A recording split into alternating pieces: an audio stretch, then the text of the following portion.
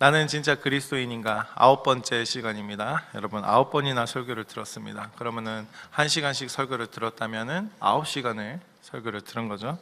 하루 일과 하루 일하면 9시간 일하는데 그만큼 설교만 들은 겁니다. 어쨌든 우리가 같은 설교를 들어도요, 사람마다 전혀 다르게 받아들이죠. 똑같은 설교를 지금 여러분 다들 듣고 있는데 어떤 사람에게는 이 말씀이 오늘 말씀 좋았다로 끝나고 어떤 사람에게는 뭐 며칠 동안 그게 마음에 남을 수도 있죠. 어떤 사람은 이제 말씀을 들을 때 이제 그런 분들도 있어요. 고개를 끄덕끄덕. 맞다. 근데 이제 고개를 끄덕끄덕 인정하면서 이제 삶에는 아무런 변화가 없을 수도 있고, 그죠? 반대로 어떤 말씀은 딱히 감동적이지도 않았는데 이상하게 한 주 동안 그 말씀이, 그 한 단어가, 그 한 문장이 계속 생각나기도 합니다. 자, 여러분 왜 이런 차이가 생길까요? 말씀의 수준의 차이일까요? 아니면 뭐 설교자의 전달력의 차이일까요? 아닙니다. 이거는 오늘 성경, 오늘 말씀에서, 오늘 본문에서는 이걸 어떻게 다루냐면 듣는 능력의 문제를 이야기하고 있습니다. 그리고 이 듣는 능력은 설교를 듣는 이 집중력이나 태도를 말하는 게 아니라 소속의 문제다라고 오늘 말씀에서 이야기하고 있습니다. 그래서 예수님이 오늘 본문에서 이렇게 말씀하고 계시죠.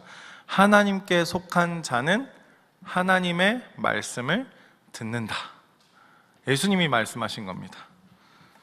예수님은 이 말씀을 잘 들으려면 너희가 더 노력해라 이렇게 말씀하지 않으셨어요. 예수님 말씀하신 게 뭐냐면 오히려 질문의 방향을 바꾸십니다. 어떻게 질문하냐? 너는 지금 어디에 속해 있느냐? 이렇게 질문하고 계십니다. 예수님이. 오늘 본문 이 요한복음 8장 역사적 배경을 우리가 조금 살펴보자면 요한복음 8장이 이 초막절 기간에 일어난 사건입니다. 요한복음 8장은 초막절, 유대인에게 이 초막절은 단순한 명절이 아니라 어떤 겁니까? 출애굽 이후에 광야에서 하나님이 함께 하셨음을 기념하는 절기가 초막절이죠. 그래서 우리는 하나님의 백성이다 라는 것을, 이 정체성을 확인하는 절기가 바로 초막절인데, 이 초막절 기간에 예수님께서 성전 뜰에서 가르치십니다. 근데 성전 뜰에서 그냥 뭐 개인 상담으로 가르치는 이런 게 아니라 어떤 걸 얘기하냐면 공적으로 공개된 자리에서 이 바리새인과 서기관들과 함께 신학적인 논쟁을 하고 있습니다. 지금 그런 이제 상황이거든요. 요한복음 8장이 이 처음부터 끝까지 뭘 얘기하고 있냐면 정체성을 논쟁하고 있는 거예요. 정체성에 대해서 이야기를 하고 있는 거고, 예수님이 뭐라고 선언하십니까? 나는 세상의 빛이다 라고 선언하셨죠. 근데 유대인들이 이렇게 즉각 반응합니다. 어떻게 반응합니까? 네가 너 자신을 지금 증명하고 있으니까 네 증언은 참되지 않다. 보통 이제 증언이라 하면 본인이 본인 스스로 증언할 수 없지 않습니까? 그래서 유대인이 이제 이렇게 반대로 공격을 하는 거죠.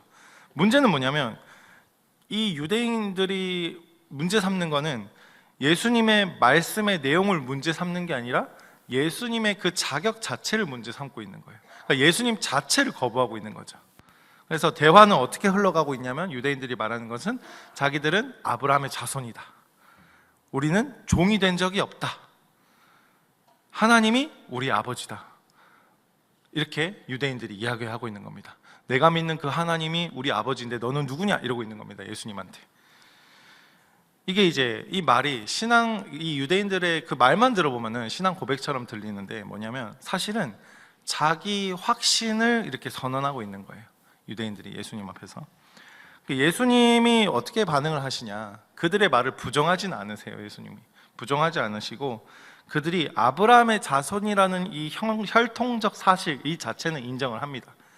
근데 예수님이 그들이 이제 인정하지 않는 딱 한 가지를 건드리십니다. 뭐냐면 죄를 범하는 자마다 죄의 종이다 라고 예수님 말씀하십니다. 8장 34절에 그렇게 얘기하고 있는데 여기서부터 문제가 시작되는 거예요. 뭐냐면 이 유대인들은 죄라는 개념은 알고 있었는데 죄는 알고 있었어요. 원죄. 왜? 구약을 믿으니까.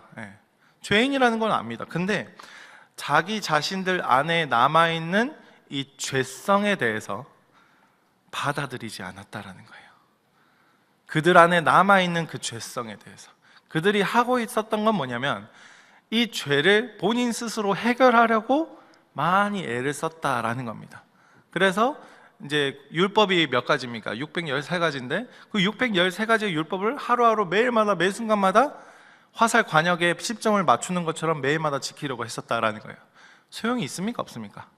소용이 없다라는 거예요. 예수님은 그걸 지적한 거죠. 그래서 예수님의 말씀이 뭐라고 하고 있냐면 그들에게는 이 예수님이 하는 말씀들이 이 유대인들에게 어떻게 받아들여지냐면 진단이 아니라 공격으로 들리는 거예요. 예수님이 하는 말씀들이. 그래서 이제 결국에는 예수님이 이 충격적인 선언까지 하십니다. 뭐라고 말씀하시냐면 8장 44절에 보시면 같이 한번 볼까요? 8장 44절에 너희는 너희 아비 마귀에게서 났다. 예수님 그렇게 말씀하십니다. 이 말이 이제 예수님이 감정적으로 막 폭언하는 그런 얘기가 아니라요, 논리적으로 결론 짓는 말이에요. 너희는 너희 아버지 마귀에게서 났다. 그러니까 한마디로 뭐냐면 하나님께 속했다면 하나님의 말씀을 들을 텐데, 자, 말씀이 누구십니까? 예수님인 거예요. 하나님에 속했다면 하나님의 말씀을 들을 텐데 지금 너희가 듣지 않고 거부하고 있으니 너희 소속은 어디냐? 딱 그렇게 묻는 겁니다. 그래서 너희들의 소속은 하나님이 아니다. 그러니까 하나님이 아니면 뭡니까? 마귀입니다. 마귀에게서 났다라고 예수님이 선언하고 있는 겁니다. 요한복음 8장 47절 다시 우리 보실까요? 하나님께 속한 자는 하나님의 말씀을 듣나니. 같이 읽어볼까요? 다시 처음부터. 하나님께 속한 자는 하나님의 말씀을 듣나니 너희가 듣지 아니함은 하나님께 속하지 아니하였음이라. 예수님이 하신 말씀입니다. 이 말씀이 갑자기 튀어나온 게 아니라요, 이 요한복음 8장의 결론이에요. 결론이에요. 예수님이 이렇게 말씀하시는 겁니다. 이 문제는 너희가 말씀을 얼마나 아느냐가 아니다. 예수님 그렇게 말씀합니다. 뭐 얼마나 아느냐가 아니라 문제는 지금 너희가 어디에 속해 있느냐, 너희 마음이 어디에 속해 있느냐, 이걸 묻는 거예요. 예수님이.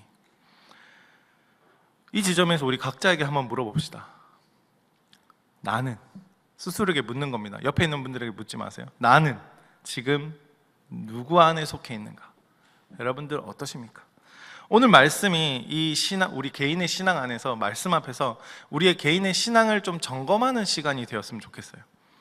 그러니까 이 점검 속에서 어떤 사람은 내가 예수님 안에 속해 있지 않았구나라는 깨달음이 있을 수 있어요. 근데 그 깨달음을 눌림으로 받아들이는 게 아니라요, 돌이킴으로 이어졌으면 좋겠습니다.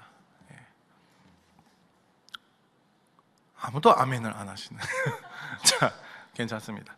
본론으로 넘어가서 여러분 제가 질문합니다. 하나님의 말씀이 들리십니까? 질문합니다. 하나님의 말씀이 들리십니까? 자, 하나님을 경외한다라는 것을 지난주에 설교했죠. 하나님을 경외한다는 것은 하나님의 뜻을 정확하게 맞히는 그런 능력이 아니에요. 근데 다들 우리가 하나님의 뜻을 안다라고 했을 때 알고 싶어가지고 여러 방법을 쓰죠. 그 방향이 잘못됐다는 거예요. 뭐냐면 종종 이렇게 생각합니다. 하나님의 뜻이 뭘까? 이게 하나님의 뜻일까? 아닐까? 막 기도도 하죠. 근데 성경은 뜻을 맞히는 사람보다 뜻 앞에 서 있는 사람을 하나님을 경외하는 사람이라고 합니다. 우리가 맞힐 수 있는 그런 능력이 우리 안에 없다라는 것을 인정해야 돼요. 하나님 뜻을 알 수 없습니다, 우리는 절대. 그런데 우리가 할 수 있는 가장 최선의 방법은 뭐냐면 그 하나님의 뜻, 하나님 앞에 서 있는 거예요. 그게 이제 하나님 앞에 서라는 코람데오라는 뜻입니다. 하나님 앞에 서 있는 겁니다, 우리가. 중요한 것은 내가 무엇을 아느냐가 중요한 게 아니에요. 여러분, 알에 대한 그런 갈망이 있고 모르면 당하고, 뭐 세상 가치관 그렇잖아요. 집 밟고 올라가기 위해서 우리가 배워야 되고. 근데 뭘 아느냐가 중요한 게 아니라 내가 하나님께 얼마나 진심인가가 중요한 거예요. 여러분, 얼마나 내 마음이 진심인가, 그게 중요한 겁니다. 예를 들어 봅시다. 아버지를 존중하시죠, 여러분. 여러분의 각자 아빠, 하나님 아버지 말고 모든 교회에서 하면 아버지를 하면 다 하나님이라고 생각하는데 그냥 지금은 아빠. 여러분 가정에 있는 아빠 존중하시잖아요.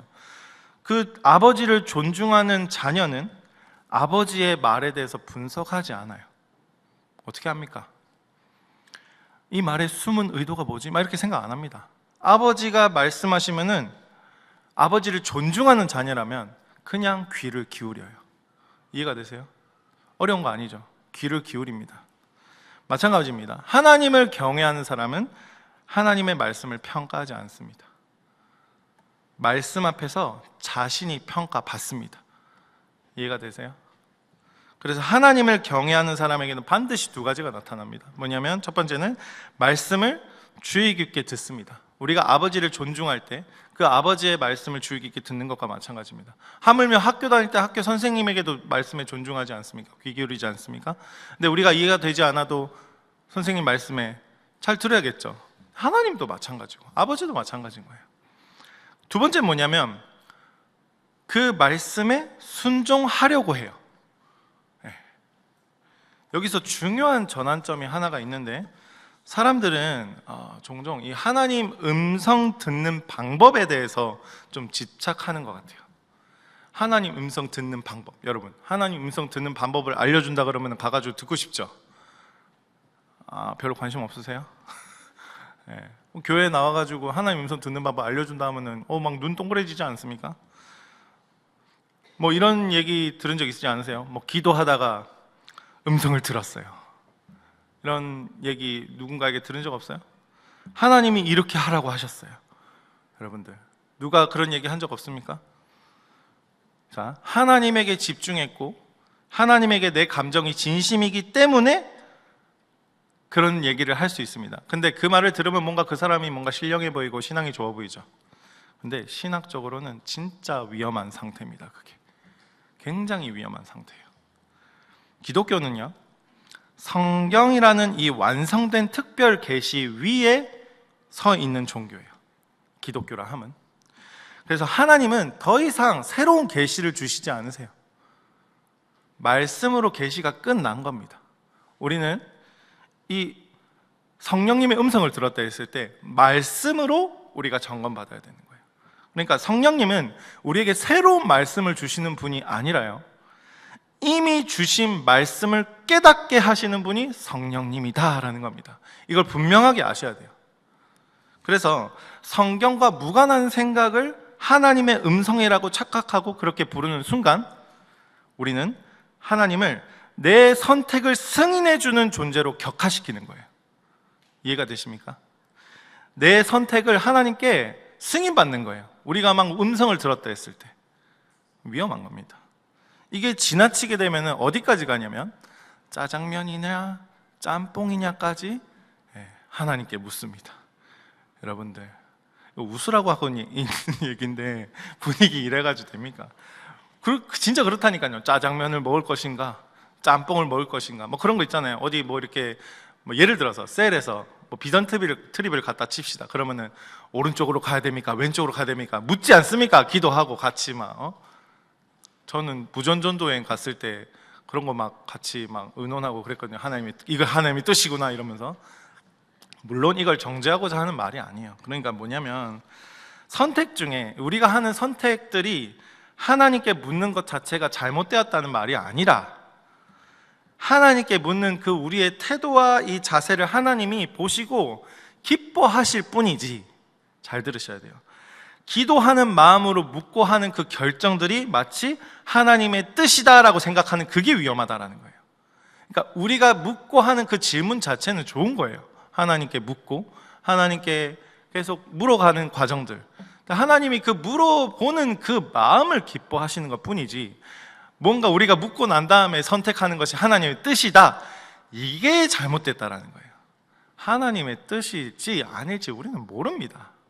그냥 하나님께 묻는 그 태도가 하나님이 기뻐하시는 태도다라는 거예요. 이해가 되시죠? 그래서 뭐 이런 질문들 많이 해요. 직장을 가야 됩니까? 요즘엔 뭐 교회를 옮겨야 됩니까? 말아야 됩니까? 알아서 하시라고요. 기도하시고. 대신 청년부는 어디 가시면 안 돼요. 알겠죠? 작년부 2부 때 어떤 한 분, 저희 교구 한 분 다 가셨는데 너무 마음이 아픈데 어쨌든 하나님께 묻고 선택하는 거에 있어서 그게 하나님이 뜻이다라고 착각하지 마시라고요. 하나님이 답을 내려줘야 한다라는 그 신앙은요, 경건해 보이지만은 사실은 하나님을 램프의 요정처럼 우리가 부리는 거예요. 뭐냐면 이렇게 대하는 태도는 결국 이 램프의 요정처럼 내 뜻을 하나님이 응답해 주세요, 이건 겁니다. 이 태도는 뭐냐면 결국에는 하나님을 모독하는 거예요. 즉 신성 모독이다라는 거예요. 우리 다 그렇게 살아왔잖아요. 자, 두 번째 본론으로 넘어가서, 오늘 설교가 굉장히 빨리 끝날 것 같은데 두 번째 본론으로 넘어가서, 되게 좋으십니까? 네, 저도 좋아요. 어쨌든 설교자에게 집중하는 위험에 대해서 두 번째 본론을 얘기하기 전에 한 모금만 마실게요.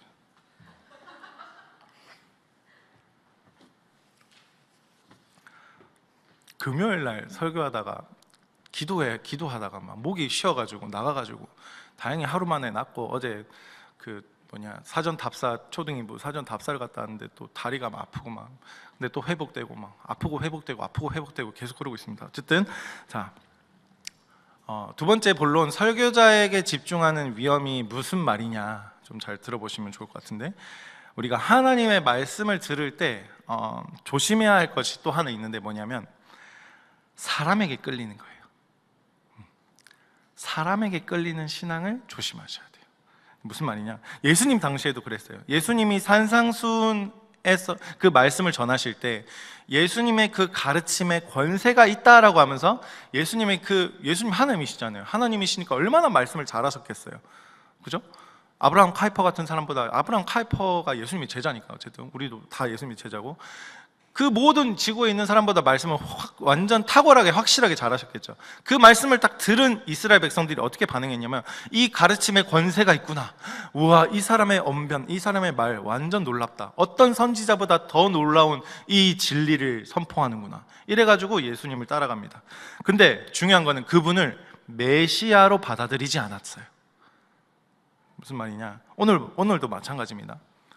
목회자의 설교가 좋으면 그 목회자의 신앙이 좋은 것 같고, 목회자가 신앙을 주면은 어떻습니까? 신앙 전체가 흔들리는 경우가 있어요. 이 아주 솔직한 문제인데 이거는.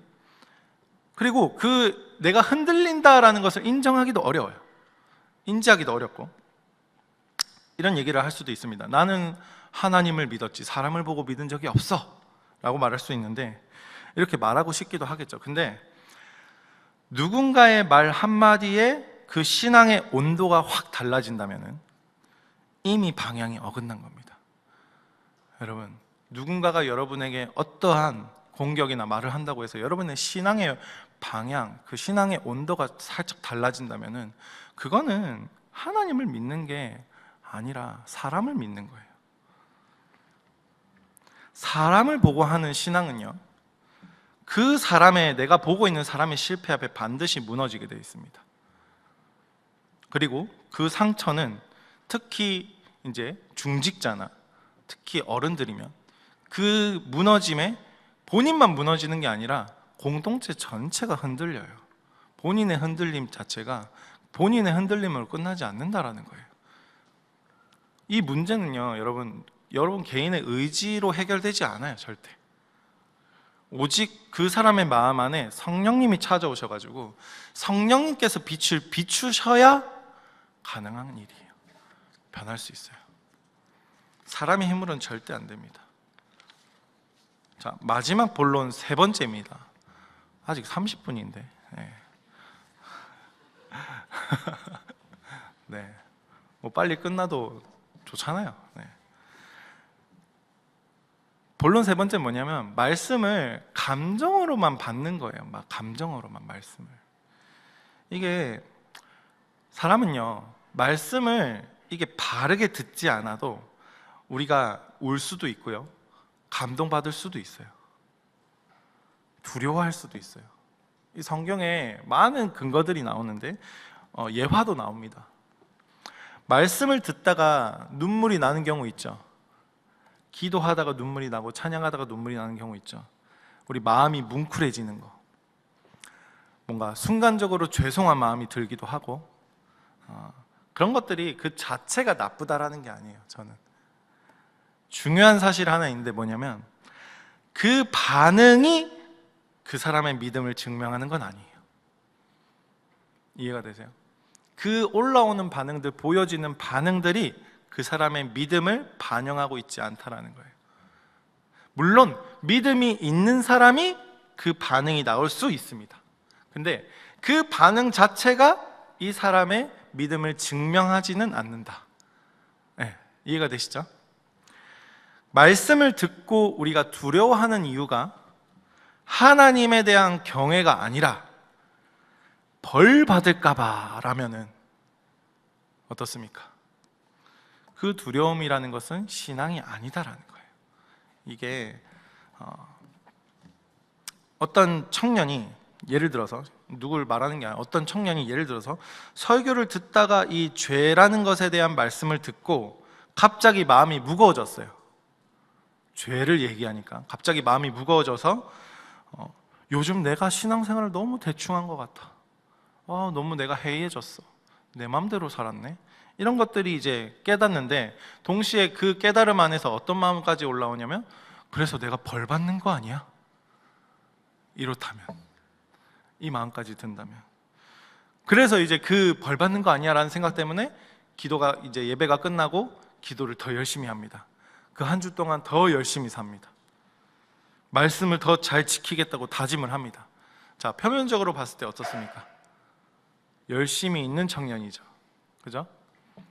근데 겉으로 보면은 그렇잖아요. 굉장히 이제 신앙적인 반응입니다. 근데 중요한 거는 그 두려움의 정체가 무엇인지가 중요한 거예요. 두려워하는 그 마음의 정체가 뭐냐? 이 두려움이 내가 하나님과의 관계가 안 되었을 때, 이미 우리가 이미 끊어진 관계가 예수님 덕분에 다시 성립이 됐잖아요. 근데 그 성립이 된 것을 또 끊어질까 봐 두려워하는 그게 아니라 하나님께 혼날까 봐. 뭐 예를 들어서 내 인생이 또 나의 이 불순종 때문에 잘 안 풀릴까 봐, 나의 또 불순종 때문에 내가 고통당할까 봐, 또 불이익을 당할까 봐, 하나님이 나를 벌 줄까 봐, 이런 것 때문에 우리가 두려워해서 열심히 해보려고 한다라면은 방향이 잘못된 거라고요. 이해가 되세요? 그거는 하나님을 경외하는 마음이 아니다라는 거예요. 하나님과의 관계를 모른다라는 거예요. 그거는 하나님과의 관계에서 두려움이 나온 게 아니라요, 결과를 두려워하는 마음이에요. 내가 어떻게 했을 때 내가 당할 그 결과에 대해서 두려워하는 거예요. 뭐냐? 굉장히 자기중심적이다라는 거예요. 그거는 신앙이 아니라요, 한마디로 뭐냐면 종교적 계산이에요. 신앙이 아니에요. 종교적으로 계산하는 겁니다. 이걸 또 정죄 받아가지고 막 제가 정죄하는 거 아니에요. 이거를 들으면요, 이 말씀을 들었을 때 내가 진짜 그랬다, 내가 벌 받을까 봐 두려웠다, 이런 생각이 든다면요, 돌이키면 돼요. 성령님이 주시는 말이라니까요. 돌이키면 돼요. 반대로 어떤 청년은 이제 말씀을 들을 때마다 기쁩니다. 막 항상 좋아, 은혜로워. 오늘 설교 너무 좋았어요. 목사님한테 가서 막 이렇게 인사합니다. 마음이 따뜻해지고 위로가 됐습니다. 근데 그 기쁨이 이제 저 문을 탁 나서는 순간 어떻습니까? 문을 탁 열고 나갔는데 뭐 바뀝니까? 공기가 바뀌어요. 여기는 따뜻하긴 해요. 저긴 차갑잖아요. 차가우니까 이제 내 마음도 똑같이 차가워져. 이렇게 되는 거예요. 말씀은 뭔가 감정으로 남아있지만 삶에 선택하는 그 선택들은 그대로인 거. 솔직히 저 진짜 많이 경험했어요. 그거. 어릴 때도 이제 이 말씀에 대해서 잘 모르는 어릴 때, 초등학교 때, 유치원 때도 예배를 드리면은, 주일학교에 참여를 하면은 뭔가 이게 든든한 그런 이상한 느낌이 있는 거예요. 근데 이제 또 내 맘대로 살겠죠. 그때는 그게 뭐 중요하지 않고, 어쨌든 교회 와가지고 예배를 드릴 때는 되게 좋은데, 이제 집에 가면은 내 맘대로 사는 거예요. 내 나라인 거예요. 집이 나의 안식처야. 물론 안식처인데, 이 예배를 드려서 감동을 받고 은혜를 받았어. 목사님의 말씀도 너무 좋았어. 근데 내가 이제 밖에 나가서 관계하는 방식도 전혀 변함이 없고 그대로고, 말의 습관도 그대로고, 죄와 타협하는 그 타협도 변하지 않는 그대로라는 거. 여러분, 그 그대로라고 했을 때 제가 또 이 말을 정죄감으로 받아들일 게 아니라요, 바울이 똑같은 고민을 했다고요. 사도 바울이 로마서 7장 마지막 부분에 우와 난 답이 없네, 우와 나한테 죄가 있고 하나님 은혜도 아는데 왜 난 계속 죄만 선택하고 이렇게 찌질하게 계속해서 알면서도 왜 죄를 짓지? 바울이 딱 그 고민을 했다니까요. 여러분, 로마서 7장을 한번 읽어보세요. 지금 읽으면 안 돼요? 네, 집에 가서 읽으세요. 안 읽을 거죠, 또. 안 읽을 거 알아요. 어쨌든 읽는 사람에게 복이 있을지어다. 네. 그렇다면은 이 우리의 감정으로 올라오는 그 기쁨이 내 삶을 변하지 않는다면은, 변화시키지 못한다면은, 이 성령의 열매라기보다는 뭐라고 표현할까? 감정의 반응에 가까운 거예요. 내 올라오는 감정에 내가 그냥 반응하는 정도에 가깝다라는 거예요.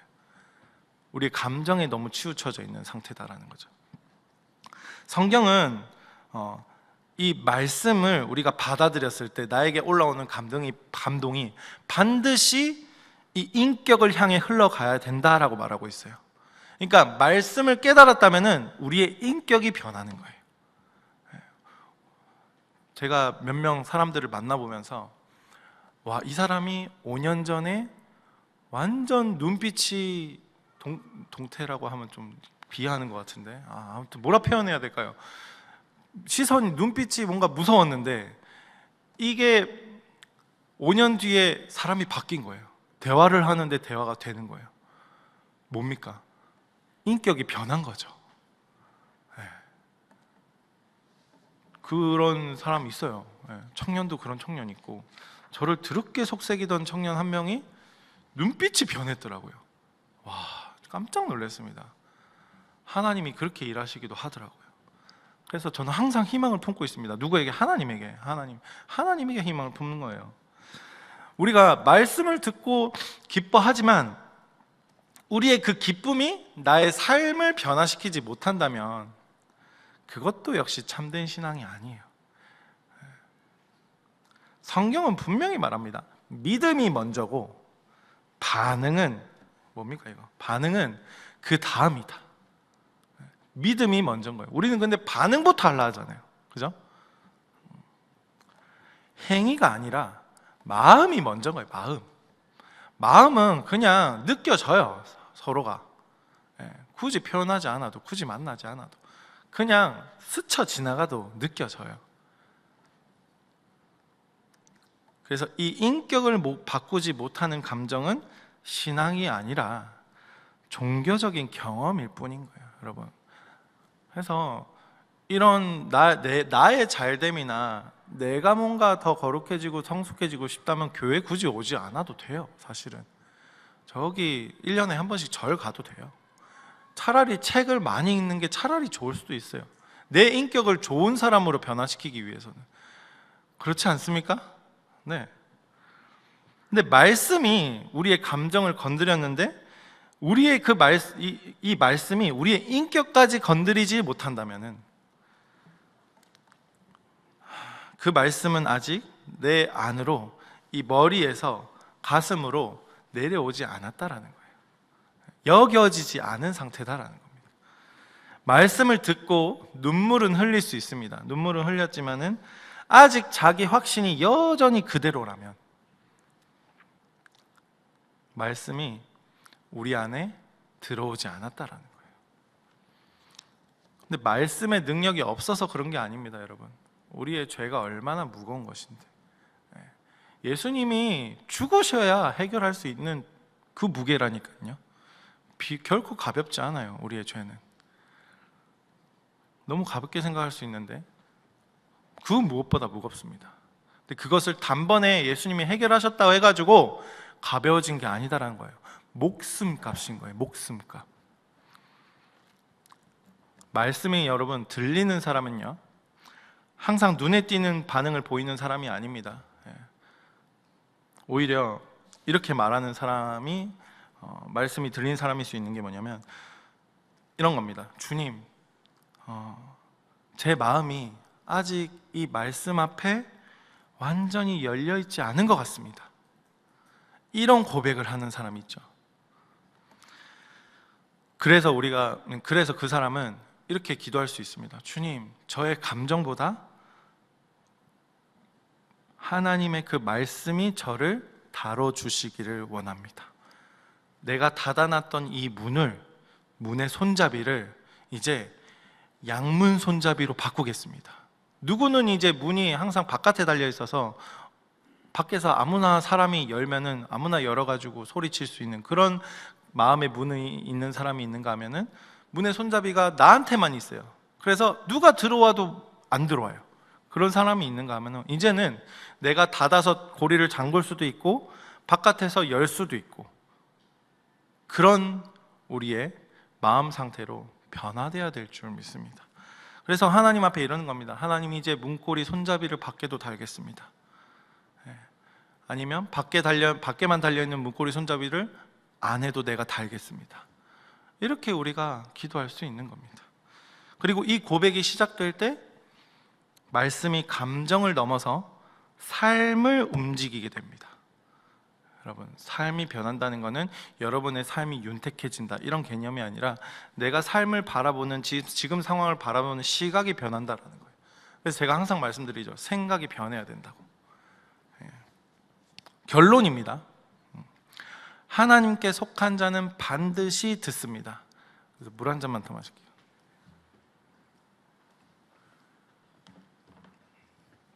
결론 뭐라고요? 하나님께 속한 자는 듣는다. 이제 우리가 듣기는 들어도 이제는 성경이 있으니까 이제 본다까지 추가해야 되겠죠. 우리 시대는. 예수님 분명히 말씀하십니다. 하나님께 속한 자는 하나님의 말씀을 듣는다. 여기서 중요한 게 하나님께 속한 자입니다. 하나님께 속한 자는 하나님의 말씀을 듣는다고 요한복음 8장 47절 오늘 본문에서 얘기하는데 이 말씀은 우리를 불안하게 하기 위해서 있는 말씀이 아니라요. 우리의 신앙을 점검하는 말씀이에요. 내가 어디에 속해 있는가? 그걸 점검케 하는 거예요. 그래서 이 말씀이 만약에 여러분 불편하게 느껴진다면 질문을 이렇게 바꿔야 됩니다. 우리가 보통 이제 말씀을 들을 때 이 말씀 왜 이렇게 나한테 걸리지? 왜 이렇게 부딪히지? 이게 아니라 나는 지금 어디 속해 있나? 이걸 스스로에게 한번 물어보셔야 돼요. 그리고 그 질문에서 답을 모르겠다면 눌림이나 이 찔림으로 가는 게 아니라 돌이킴으로 가야 된다고요. 제가 서론에 말씀드렸죠. 저의 설교를 9번을 들으시면서 단 한 번이라도 여러분 생각에 내가 틀렸을 수도 있겠구나, 내 생각이 전부는 아니었구나 라는 마음이 들었다면 여러분들 중에 만약에 그런 마음이 들으신 분들이 계시다면 그분에게 정말로 소망이 있는 거예요. 하나님의 은혜가 임한 겁니다. 왜냐하면 말씀이 들리기 시작했다라는 것은요, 이미 하나님께 속하기 시작했다라는 증거인 거예요. 하나님은요, 자기 신념이 강한 사람을 찾지 않으세요. 하나님은 우리가 말씀 앞에서 내 생각을 내려놓을 줄 아는 사람, 내가 하나님 앞에서 무너질 수 있는 사람, 하나님은 그런 사람을 찾고 계신 거예요. 그래서 시편 기자 이렇게 고백하고 있습니다. 시편 기자는 주의 말씀은 내 발의 등이요 내 길의 빛이니이다. 유치부 챈트로도 나온 말씀이에요. 시편 119편 105절이에요. 이 말씀의 의미는 뭐냐면 하나님의 말씀은 내 인생, 우리 말씀을 우리가 묵상하고 배울 때 뭔가 우리는 항상 내 인생을 어떻게 이 말씀 가운데 해석해서 살아내야 될까, 이게 아니에요.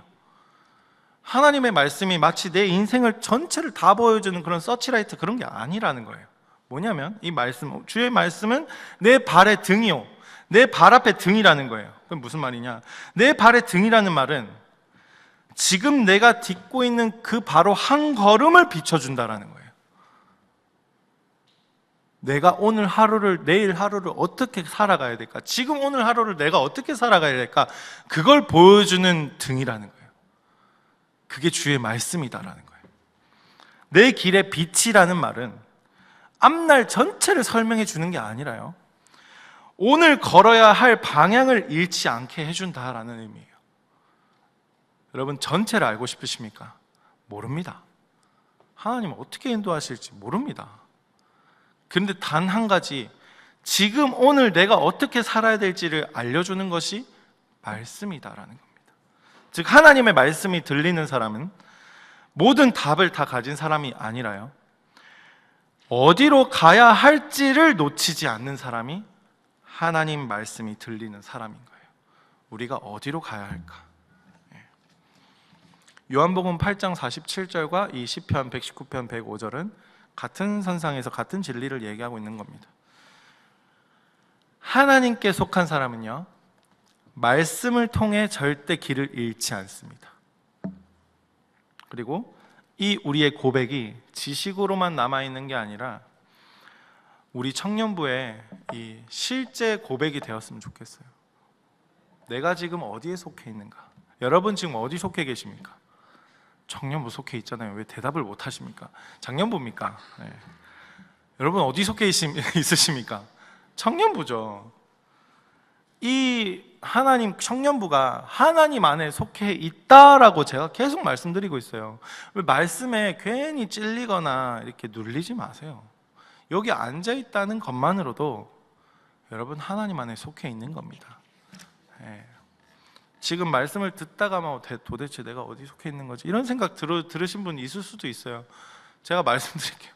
하나님 안에 속해 있다고요. 네. 이 말씀이 감정으로만 계속해서 받아들이면은 한도 끝도 없습니다. 우리 감정이 얼마나 복잡한 줄 압니까? 네. 근데 이 감정을 들고 하나님께 가는 사람, 하나님 앞에 점검받는 사람, 그게 바로 그리스도인입니다. 나는 진짜 그리스도인인가? 라고 했을 때 여러분, 하나님 앞에서, 오늘은 이제 하나님 앞에 막 질문하고 이렇게 할 때 짜장면, 짬뽕 이런 거 먹는 거 질문해도 됩니까? 안 됩니까? 정리가 안 됩니까? 해도 돼요. 된다고요. 자, 되는데 짜장면을 먹으면서 이게 하나님 뜻이구나 라는 거는 삼가해 주시라고요. 네. 이해가 되시죠? 네. 하나씩 우리가 배워가면서 이 말씀을 좀 깊이 묵상하면서 저는 재밌게 배웠으면 좋겠어요. 근데 어쨌든 우리 사랑하는 청년부 우리 형제 자매님들 같이 한번 말씀 알아가면서 하나님이 도대체 누구신가? 하나님이 왜 우리를 이 함께하는 교회로 보내셨는가? 하나님이 왜 지금 그 셀에 속해하게 하셨는가? 왜 이런 상황을 허락하셨는가? 우리 같이 한번 묵상하면서 나아가자고요. 그래서 하나님의 뜻을 알고 하나님의 말씀 가운데서 확신감을 가지고 서로 사랑하는 그런 함께하는 교회 청년부가 되었으면 좋겠습니다. 우리 같이 기도했으면 좋겠습니다. 하나님은 계속해서 남은 자를 찾고 계십니다. 여러분들 각자 다 반응이 다를 수 있고 각자 생각이 다를 수 있습니다. 그런데 하나님은 반드시 남은 자를 통해 일하십니다. 그래서 우리 눈에 보이기에는 사람이 없어 보일 수도 있고 인물이 없어 보일 수도 있으나 하나님께서는 실력을 갖춘 자를 통해서 사용하시는 게 아니라 진심이 있는 자를 통해서 하나님이 사용하십니다. 여러분들에게 그런 진심이 부어지기를 원합니다. 주를 위한 이곳에, 주를 위한 이곳에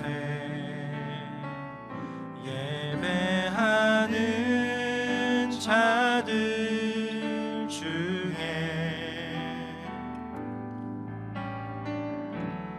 그가 찾는 이 없어 주님께서 슬퍼하시네. 주님이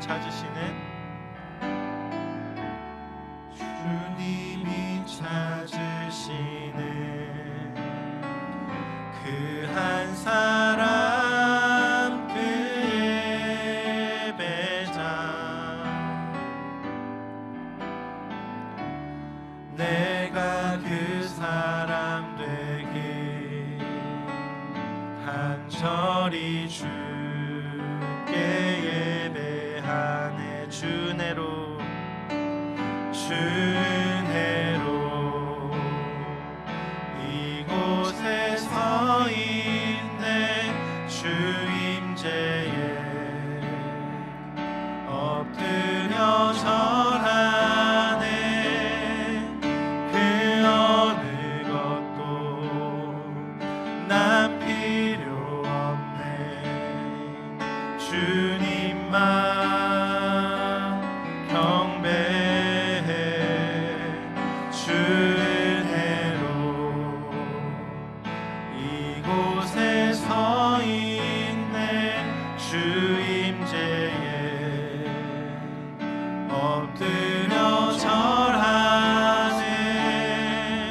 그 어느 것도 난 필요 없네. 주님만 경배해. 다시 처음부터 찬양하실 때 하나님 우리의 마음 가운데 찾아오셔서 주님 내가 그 한 사람 되길 원합니다. 하나님 내가 남은 자 되길 원합니다. 이 마음으로 다시 한번 찬양하시겠습니다. 주를 위한 이곳에 주를 위한 이곳에 예배하는 자들 중에 그가 찾는 이 없어. 주님께서 슬퍼하시네. 주님이 찾으시네. 주님이 찾으시는 그 한 사람 그의 예배자. 내가 그 사람 되길. 내가 그 사람 되길 간절히 주께 예배하네. 주 은혜로 주 은혜로 이곳에 서 있네. 주 임재에 엎드려 절하네. 그 어느 것도 난 필요 없네. 주님만 경배해. 주 은혜로 이곳에 서 있네. 주 임재에 엎드려 절하네. 그 어느 것도 난 필요 없네. 주님만 경배해. 우리 주여 한번 외치고 기도하실 때 하나님 내 마음 가운데 찾아와 주시옵소서. 주님 내 마음을 변화시켜 주시옵소서. 아버지 나의 생각을 변화시켜 주시옵소서. 주님 하나님 나의 모든 인격체 이 인격들을 하나님이 기뻐하는 인격자로 아버지 하나님 우리를 변화시켜 이 함께하는 교회 청년부에서 사용하여 주시옵소서. 우리 주여 한번 외치시고 기도하시겠습니다. 주여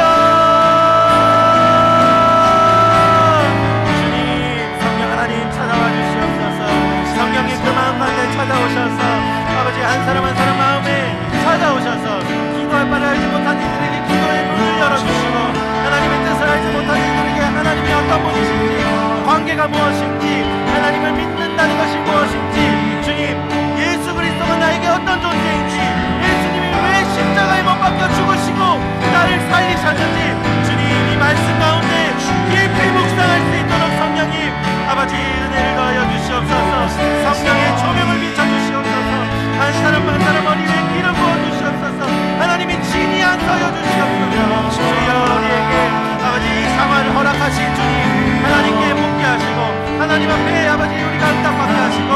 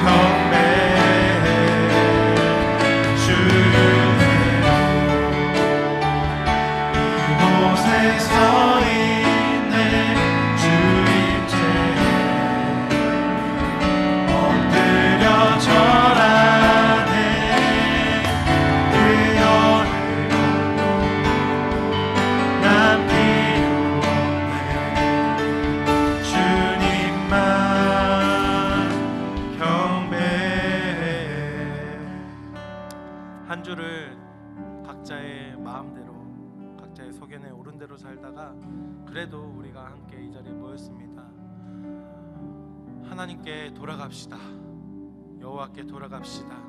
하나님은 우리의 삶을 볼 때 참 안타까워 하실 수도 있어요. 그런데 우리가 안타까워함만 묵상할 게 아니라요, 하나님 왜 안타까워 하시는지를 우리가 깊이 묵상해 봤을 때 하나님은 우리를 자기의 목숨보다 소중하게 여기셨다라는 이 사실을 여러분 잊지 않으셨으면 좋겠습니다. 여러분, 하나님이 뭐라 하십니까? 하나님은 여러분을 사랑하십니다. 우리가 성경에서 말하는 가장 핵심은 뭐냐면 사랑입니다. 사랑이 없이는 율법의 완성도 없고요, 사랑이 없이는 아무것도 없습니다. 그래서 우리가 하나님 앞에, 하나님 사랑 가운데 하나님을 경외하는 것이고 하나님께 돌아가는 것입니다. 내 백성이 나를 떠나, 내 백성이 나를 떠나 돌아섰지만, 여러분 감정에 자유로워지십시오. 울리지 마시고요. 내 사랑이 내 백성을, 우셔도 되고요, 기뻐하셔도 돼요. 포기 못하니 내 모든 것 내어주고 나 그들을 얻으리라. 여호와께 돌아가자. 우린 돌아서도 그는 변치 않네. 여호와께 돌아가자. 우린 넘어져도 그 사랑 영원하네. 여호와께 돌아가자. 여호와께 돌아가자. 우린 돌아서도 그는 변치 않네. 여호와께 돌아가자. 우린 넘어져도 그 사랑 영원하네. 사랑은 오래 참고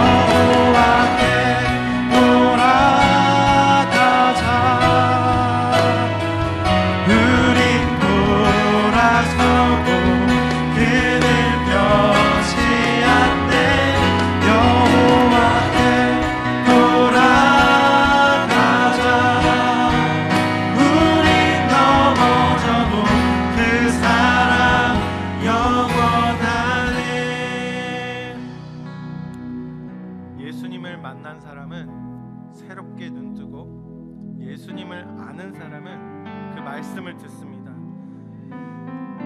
우리가 주님의 뜻대로 살아낸 만큼, 주님을 사랑한 만큼 그 자유 가운데 있게 하시는 분이 바로 우리를 사랑하시는 하나님 아버지이신 줄 믿습니다. 예수를 만난 자 새로이 눈뜨고 예수를 아는 자 그 말씀 들으리. 예수를 따르는 자 어느 곳에 있어도 주의 은혜를 담대히 선포하리라.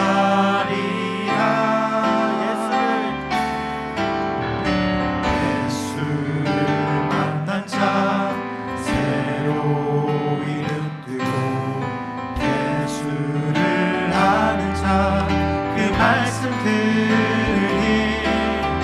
예수를 따르는 자 어느 곳에 있어도 주의 은혜를 담대히 선포하리라.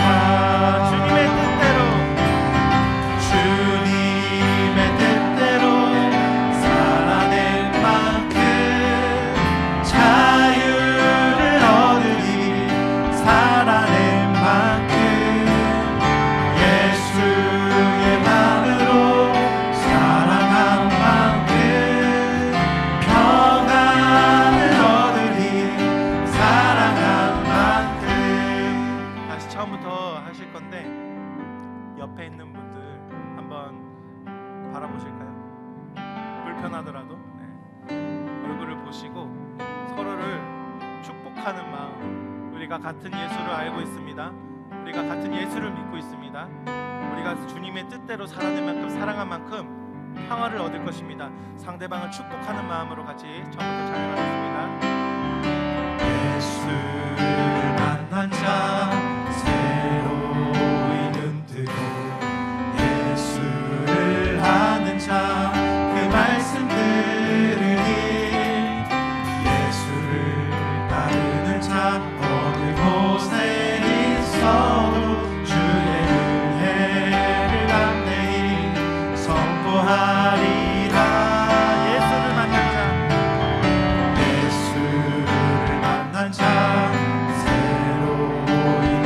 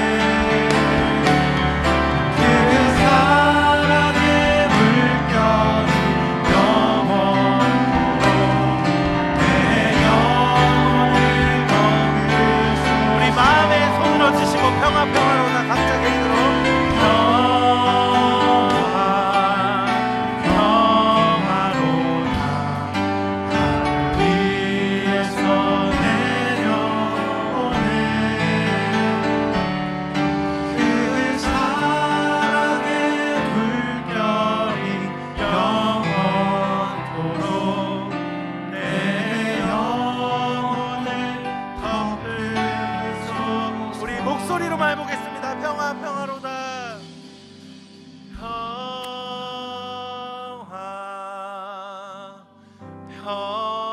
평화로다.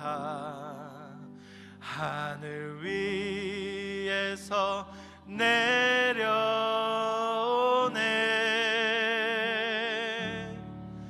그 사랑의 물결이 영원토록 내 영혼을 덮으소서. 평화 평화로다. 마지막입니다. 평화 평화로다. 하늘 위에서 하늘에서 내려오는 평화를 우리가 마음껏 누렸으면 좋겠습니다. 그 사랑의 물결이 영원토록 내 영혼을 덮으소서. 주님의 사랑의 물결이 나의 영혼을 덮어주길 간절히 원합니다. 하나님, 연약한 우리를 이 교회로 부르셔서 이곳에서 말씀을 알게 하시고 이곳에서 훈련시키시고 이곳에서 청년의 때를 보내게 하심에 주님 감사합니다.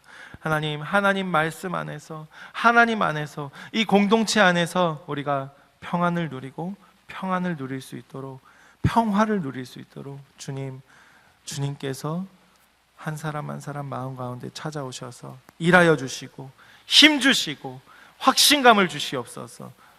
또 우리 각자 개인 작은 예물 들고 왔습니다. 하나님, 이 물질 하나님께 드리는 신앙 고백으로 드리오니 주님 받아주시옵소서. 부족한 부분들 주님 채워주시고 마음이나 물질이나 관계적으로나 모든 것들 하나님께서 하나님 마음에 합당하게 주님 채워 일하여 주시옵소서. 모든 것 주님께 감사드리며 예수님의 이름으로 기도합니다. 아멘. 지금은 우리 주 예수 그리스도의 은혜와 하나님 아버지의 놀라우신 사랑과 성령의 교통하심과 충만하심이 오늘도 말씀 가운데 하나님을 사랑하고 우리 공동체를 사랑하고자 하는 이 청년들 머리 위에 지금으로부터 영원토록 항상 함께 있을지어다. 아멘.